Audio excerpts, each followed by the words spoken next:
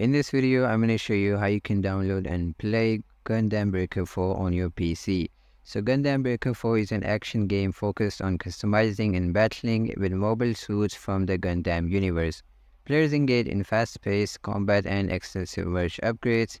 It offers both single-player and multiplayer modes for an immersive experience. So in order to download this game, first of all, you want to open any browser in your system, and then you're going to type into the search box for Steam. Once you search for Steam, you're going to go with the first link, which will be welcome to Steam. After that, you will be able to see here this kind of interface. And if you see at the right side of your screen, you will be able to see here this search box. So you're just going to type in here the name of your game in the search box, which is Gundam Breaker 4. And then hit enter.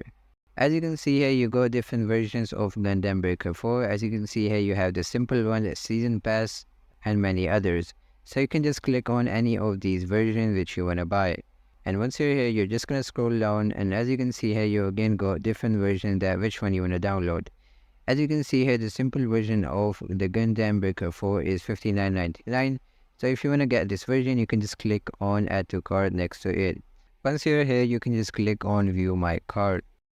And after that, you will be able to see here all of the payment which you will be paying. So you can just click on continue to payments. And after that, if you're not already logged in into your Steam account, they're going to ask you for your login information. Once you're logged in into your account, they're going to provide you with different payment methods that how you want to pay.